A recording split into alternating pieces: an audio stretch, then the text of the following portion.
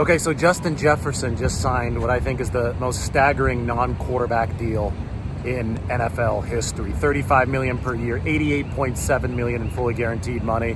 He took aim at Nick Bosa. Didn't take aim at Tyreek Hill. He took aim at Nick Bosa.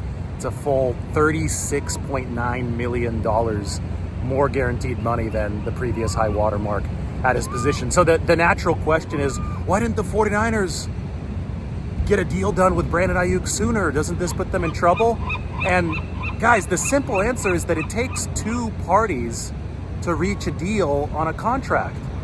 I'm sure the 49ers would have loved to sign Brandon Aiyuk for a lower number earlier, but Brandon Aiyuk knew that Justin Jefferson was coming with a new deal. He knew that CeeDee Lamb was going to be coming with a new deal. CeeDee Lamb and the Cowboys haven't yet reached one, but Brandon Aiyuk established himself as a premier wideout over the past 2 years, especially when I show you some of the efficiency metric for Brandon Aiyuk, and he's in the top right of those graphs from his 2023 performance.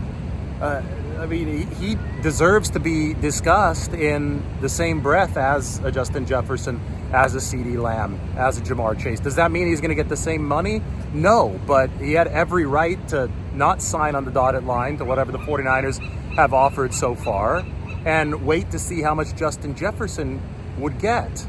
Now, the thing about this Justin Jefferson contract is it's a lot like the skyline in San Francisco. You look up there, do you see the very tallest building? Perspective kind of warps it, but it's the building that's sticking up over the rectangular buildings. That's the Salesforce Tower. It is way, way taller than every other building in the San Francisco skyline. Just because they built the Salesforce Tower at over 1,100 feet or around 1,100 feet doesn't mean that the very next skyscraper is going to be taller than it or as tall as it. It's going to take a while, I think, for the other skyscrapers that they build here in the future in San Francisco to catch up. So that's where the Justin Jefferson deal is. It's a complete outlier. Again, it is 69% higher in terms of fully guaranteed money than the previous high watermark at the receiver position. We were talking about, will Brandon Aiyuk and Justin Jefferson, are they going to surpass Tyreek Hill in fully guaranteed money, which was at $52.5 million? Not only did Justin Jefferson surpass it, I mean, he blew it away. It's to the point where why were the Vikings incentivized to give a contract this big? And I can't find the answer, right? I mean, it seems that Minnesota was just bidding against themselves. It was reported by Adam Schefter that last year, Justin Jefferson turned down $28 million per year, which obviously would have been much less fully guaranteed money for this current deal, which is $35 million per year. And he bet on himself. Well, in a year that he was betting on himself, he missed 7 games due to injury, and he still was able to sign a deal this big. I said this on the internet. Somebody said, well, yeah, Justin Jefferson showed all that he needed to show. It's like, well, what could he have shown? Yeah, I agree that he was going to be the top paid receiver. I think that was going to be something that was going to happen regardless. But was it even possible to show that he was worth 70% more in fully guaranteed money than Tyreek Hill? I don't think so. I think the Vikings just had to give this contract out, and you could criticize Minnesota all you want.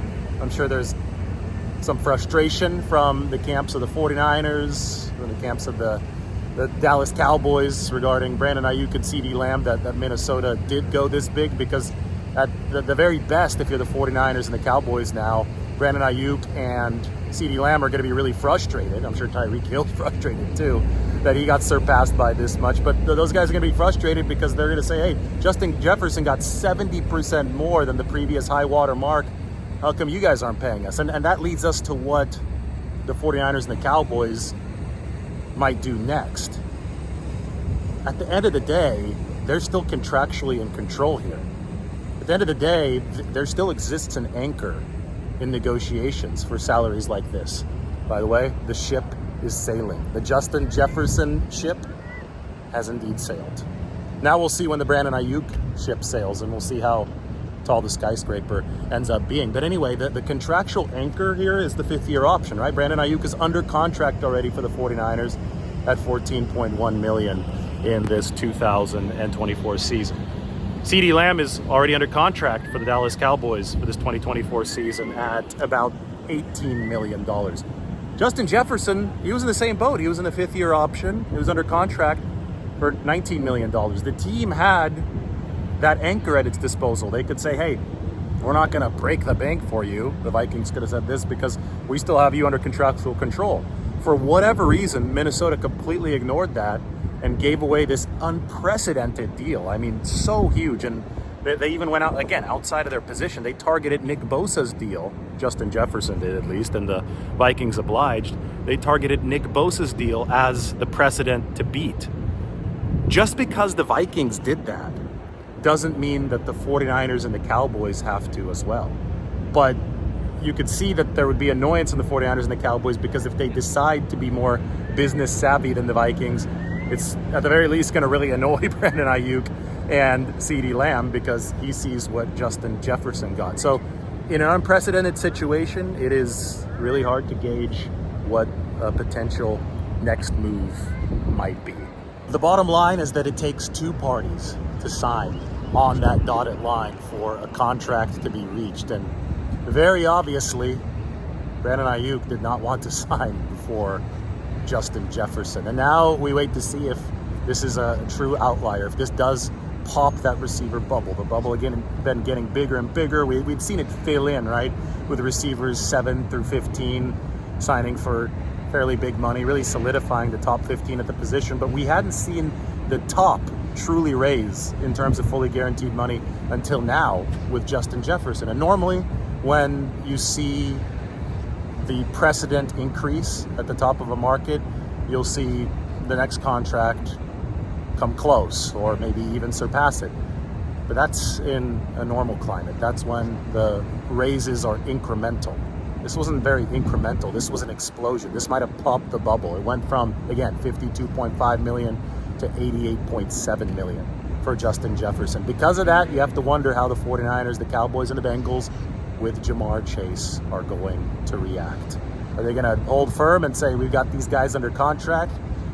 Or are they going to cave like the Minnesota Vikings did? I think that the former is more likely to be true. I think that teams are going to dig in. They can't let outlier types of negotiations run the show. But Jefferson obviously will ultimately help the entire receiver market because the franchise tag will rise. The average of the top 5 salaries is going to rise because of this massive, massive deal. And that ultimately will cause that negotiating anchor, even if the 49ers and the Cowboys and the Bengals do use it as we expect them to use it, as the Vikings didn't.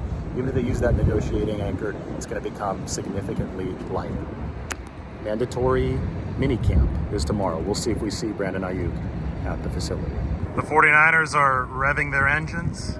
You can imagine that Brandon Aiyuk might be as well after hearing about this Justin Jefferson contract, but you might have to wait a little bit longer. We'll see what happens next with the 49ers. I do know that I had maybe the best bagel breakfast sandwich that I've ever had here in San Francisco at the Ferry Building. The place is called Daily Driver.